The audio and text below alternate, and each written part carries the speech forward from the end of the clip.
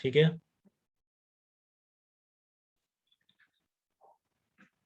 अरे पृथ्वी क्या भेज रहा है, इनवाइट इनवाइट क्या भेज रहा है चैट। हाँ देखो, condition of no emergence, condition of no emergence क्या है, देखो आप एक बार ध्यान से समझेंगे। ये कभी देखो, इसमें एंगल ऑफ इंसिडेंस कुछ भी रखो आप, अगर कभी भी आपने एंगल ऑफ इंसिडेंस फिक्स कर दिया तो इस कंडीशन का यूज नहीं करेंगे, और जनरली न्यूमेरिकल में यूज नहीं करना है इसको, ये जस्ट एक फैक्ट है। ठीक है, कभी डायरेक्टली किसी ने पूछ लिया आपसे, ठीक है, तो आप याद रख लो कि कैसे निकला, वो सब बातें मैं बता दूंगा, क्योंकि जेई के बुक्स में काफी डिटेल में होता है, कभी आपके भी क्वेश्चन आ जाए तो आपको भी पता होना चाहिए। ठीक है, नहीं तो सारे तो आपके उससे निकल जाएंगे, जैसे सरफेस पर टीआईआर होना है तो वहां पे incidence angle greater than equal to critical angle, तो ऐसे बहुत से क्वेश्चन आपको सीपीपी में मिलेंगे, प्रिंट की जो सीपीपी।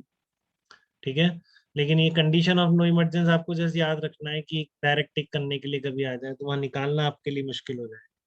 ठीक है, क्या है ये बहुत ज्यादा क्लियरली समझ लेंगे, याद कर लेंगे, एक बार निकाल लेते हैं, फिर जो मैं बताऊंगा उस तरीके से बिल्कुल ध्यान रखें। ठीक है, देखो कंडीशन ऑफ नो इमरजेंस का मतलब है कि we want to find out the condition for which the light entering A B does not come out from A C. ठीक है, that is T I R occurs at A C, फिर कोई सा भी एंगल हो। ठीक है ना, आप ये इंसिडेंस एंगल कुछ भी रख लो, आप क्रिटिकल इसमें प्रिज्म के रिफ्रैक्टिव इंडेक्स और प्रिज्म एंगल में एक ऐसा रिलेशन निकाल सकते हो कि अगर वो वैलिड होगा तो लाइट कभी भी इस सरफेस से बाहर नहीं आएगी, तो वही रिलेशन में निकालना चाहता हूँ। ठीक है, तो कैसे निकालेंगे, यहाँ पर टी आई आर होने के लिए क्या जरूरी है, वो स्टैंडर्ड सिंबल यूज कर रहे हैं, कहीं चेंज किए ही नहीं मैंने, इससे कोई कंफ्यूजन ना हो। ये आई वन है, आर वन है, ये आर टू है, इधर वाला आई टू बोलते हैं हम। ठीक है, तो आपको यहाँ पर अगर टी आई आर करवाना है तो डेफिनेटली आर टू की वैल्यू, आर टू की मिनिमम से मिनिमम वैल्यू भी अगर क्रिटिकल एंगल से ज्यादा हो गई, ठीक है, तो बड़ी वाली वैल्यूज तो क्रिटिकल एंगल से ज्यादा हो ही जाएंगी। तो एसी पर क्रिटिक टी आई आर की कंडीशन क्या है कि आर टू की minimum value must be greater than equal to critical angle. ठीक है, अब बात आती है आर टू की मिनिमम पॉसिबल वैल्यू क्या होगी। तो आर टू आर वन से रिलेट हो रहा है, किस तरीके से, R one plus R two equal to. ठीक है, तो आर टू मिनिमम के लिए आपको चाहिए आर वन मैक्सिमम। ठीक है ना, क्योंकि इस चीज में देखो वेरिएबल यही है कि मैं यहाँ पर ये एंगल ऑफ इंसिडेंस वेरी करा सकता हूँ। ठीक है, तो आपका आर वन इससे रिलेट हो रहा है, और आर टू आर वन की टर्म में आपने लिख ही दिया है कि आर टू की मिनिमम वैल्यू कब है, जब आर वन की मैक्सिमम वैल्यू। ठीक है, और ये स्नेल्स लॉ इस सरफेस पर हमेशा वैलिड है, ध्यान से सुनेंगे, अभी दिमाग पे छप जाना चाहिए। ठीक है, कि आपके इस सरफेस पर स्नेल्स लॉ लगाओ तो sine I one is equal to mu sine R one, तो आप देख रहे हो इसकी मैक्सिमम वैल्यू आर वन की तब है जब आपका आई वन मैक्सिमम। तो आई वन की मैक्सिमम पॉसिबल वैल्यू क्या हो सकती है बताओ, क्या कर सकते हो, 120 डिग्री कर सकते हो क्या आई वन, आई वन की नो सर, 90 मैक्सिमम। डिग्री। हाँ सर। हाँ, आई वन की मैक्सिमम पॉसिबल वैल्यू क्या है, 90 डिग्री। ठीक है, तो आप क्या कर देंगे यहाँ पर, साइन आई वन मैक्सिमम कितना आ गया आपका, 5/2 आ गया। ठीक है, तो साइन आर वन मैक्सिमम कितना आएगा, 1/μ आएगा। ठीक है ना, इसमें आप जब वन डाल दोगे, साइन आई वन कभी वन से ज्यादा तो ही नहीं सकता है, तो साइन आर वन की मैक्सिमम वैल्यू 1/μ। तो आर वन की मैक्सिमम वैल्यू कितनी आ गई, साइन इनवर्स 1/μ, और आपको पता है साइन इनवर्स 1/μ क्या है यहाँ पर, क्रिटिकल एंगल है। जो लोग बेटा नोट्स बना रहे होंगे ना डेली के डेली, उनको सही चल रहा होगा, उनको याद आ रहा होगा कि साइन इनवर्स 1/μ क्या है, क्रिटिकल एंगल।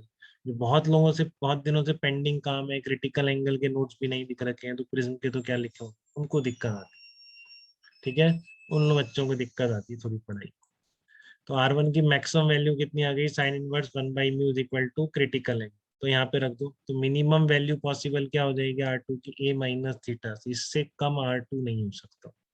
ठीक है, तो इसका मतलब क्या है, दिस मिनिमम वैल्यू ही अगर क्रिटिकल एंगल से ज्यादा आ गई तो डेफिनेटली क्या होगा, क्रिट वहां पे टी आई आर हो जाए, तो A minus theta C greater than equal to theta C, तो A is greater than equal to twice of theta सी।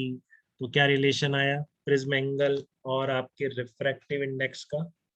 ठीक है, प्रिज्म एंगल और रिफ्रैक्टिव इंडेक्स का रिलेशन क्या आया, A greater than equal to twice of sine inverse 1/μ, ये निकल के आया। ठीक है, तो आप इसी तरह से याद रखो, आप तो A greater than equal to twice of critical angle. अगर प्रिज्म एंगल उस मटेरियल के क्रिटिकल एंगल के दुगने से भी ज्यादा है तो कभी भी लाइट बाहर आ ही नहीं सकती। इस सरफेस से लाइट एंटर करेगी तो अंदर ही रहेगी, इस सरफेस से तो बाहर नहीं निकलेगी। इसको बोलते हैं कंडीशन ऑफ नो इमर्जेंस। बताइए क्या बोलते हैं इसको, कंडीशन ऑफ नो इमरजेंस की लाइट यहाँ से एंटर करे तो इस सरफेस से बाहर ना आए। इसके लिए क्या कंडीशन है, prism angle greater than equal to twice of critical angle. और क्रिटिकल एंगल को आप लिख सकते हैं बिल्कुल साइन इनवर्स 1/μ। ठीक है ना, इसमें कोई डाउट नहीं होना चाहिए किसी भी बच्चे को। तो क्या बात निकल के आई आप लोगों के सामने, अगर प्रिज्म एंगल ग्रेटर देन, लिख लो इसको, prism angle is greater than equal to twice of theta C, then light will definitely not come out. ठीक है, बट अगर क्या prism angle less than 2 theta C से हुआ, ठीक है, तब भी एक पॉसिबिलिटी है कि light may not come out with one condition. देखो A greater than equal to 2 theta C है तो definitely light will not come out, but क्या 2 थीटा सी से कम पे पक्का बाहर आ जाएगी क्या, तो ऐसा नहीं। ए लेस देन 2 थीटा सी पर भी कंडीशन है जिससे लाइट बाहर नहीं आए। मतलब ये जो आपकी कंडीशन बोल रहा हूँ A greater than equal to 2 theta C, ये बाहर लाइट नहीं आने की सफिशियंट कंडीशन तो है बट नेसेसरी कंडीशन नहीं। ठीक है, A greater than equal to twice of critical angle sufficient condition तो है, अगर ऐसा हुआ तो light will definitely not come out. ठीक है, बट सफिशियंट कंडीशन नहीं है। सफिशियंट कंडीशन नहीं है मतलब कि इसकी ये वैलिड नहीं है, फिर भी ऐसा हो सकता है, ठीक है, कि लाइट बाहर ना आए। ठीक है, तो वो कब हो सकता है, तो उसके लिए हमको देखना पड़ेगा ये वाला केस लेते हुए, जब आपकी ए की वैल्यू 0 और 2 थीटा सी के बीच लाई कर रही है। ठीक है, तो इसके ऊपर का एनालिसिस तो क्लियर है, अगर 2 थीटा सी या उससे ज्यादा है तो light will definitely not come out, light बाहर नहीं आएगी, हम देख चुके।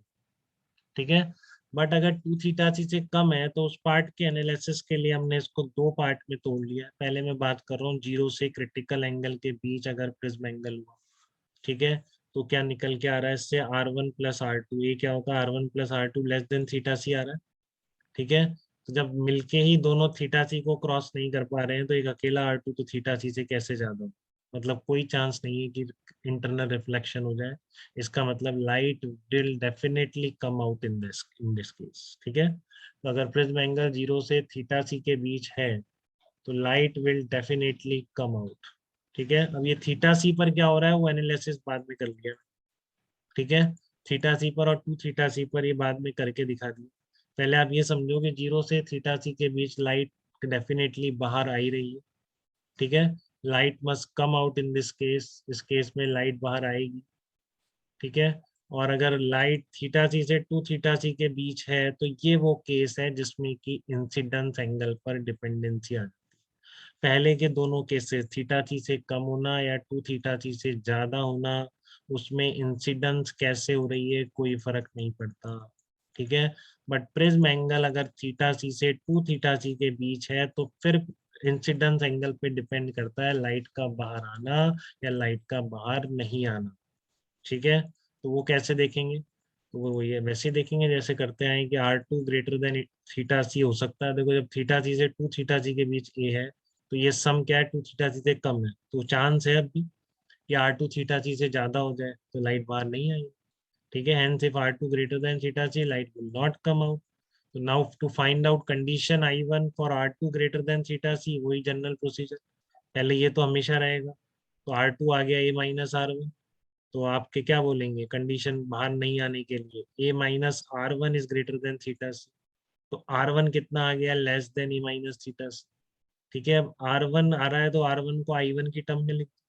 ठीक है, तो साइन I1 कितना होता है, म्यू साइन R, तो sine I1 must be less than mu into sine R1। Sine R1 कितना हो जाएगा, साइन ऑफ A-थीटा सी, तो I1 क्या आ गया, less than sine inverse mu sine A-थीटा सी। याद बात नहीं करना बिल्कुल। ठीक है, तो ये क्या बता रहा है आपकी, अगर क्रिटिकल एंगल ए जो है क्रिटिकल थीटा सी और 2 थीटा सी के बीच है और इंसिडेंट एंगल इससे कम है तो लाइट विल नॉट कम। ठीक है, क्लियर है बेटा, और अगर इससे ज्यादा है तो light will definitely come out अगर थीटा सी से 2 थीटा सी के बीच प्रिज्म एंगल है तो थीटा सी से कम होना या 2 थीटा सी से ज्यादा होना, ये बिल्कुल क्लियर। 2 थीटा सी से ज्यादा होगा लाइट बाहर नहीं आएगी, थीटा सी से कम प्रिज्म एंगल होगा, light will definitely come out. दिक्कत सारी कहाँ पर है, जब क्रिटिकल एंगल और ट्वाइस ऑफ क्रिटिकल एंगल के बीच प्रिज्म एंगल नहीं करता, ठीक है, तब लाइट बाहर आ भी सकती है और नहीं भी आ सकती है, डिपेंडिंग ऑन I1 की वैल्यू कितनी है, ठीक है। तो जब भी अगर I1 कभी भी फिक्स कर दिया तो आप ये कुछ भी यूज नहीं करेंगे, ठीक है।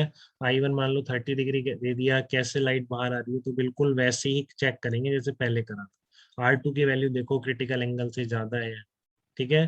तो कभी भी न्यूमेरिकल में इन कंडीशंस का यूज नहीं करना, ये डायरेक्ट कभी कोई पूछ रहा है आपसे, ठीक है, तो आपको आनी चाहिए, क्योंकि आप ये गलती कर दोगे बेटा, वो angle of incidence generally question में फिक्स करके देता है, ठीक है। और ये सारा एनालिसिस कब है, जब एंगल ऑफ इंसिडेंस कहीं भी वेरी करा सकते हैं, सारे रिजल्ट तभी वैलिड है। आपने I1 को फिक्स कर दिया तो फिर ये रिजल्ट वैलिड नहीं हो, ठीक है। ये सब मैं तब बोल पा रहा हूँ जब I1 आप कुछ भी वेरी करा सकते हैं, ठीक है, सारी बातें तब बोल रहा हूँ। तो क्या समरी हुई आपकी, ए लेस देन 2 थीटा सी पर दो केसेस हैं, 0 से थीटा सी और थीटा सी से 2 थीटा सी, इसके बीच लाइट मस्ट कम आउट।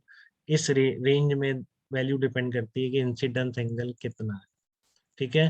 अब ए इक्वल टू 2 थीटा सी पे चेक कर लो, तो ए इक्वल टू 2 थीटा सी पे लाइट बाहर नहीं आई, कैसे कह रहा हूँ, R2 is equal to A minus R1, तो R2 आ गया 2 थीटा सी माइनस R1, ठीक है। तो R2 की मिनिमम वैल्यू कितनी होगी, जब आपकी R1 की मैक्सिमम हो, ठीक है।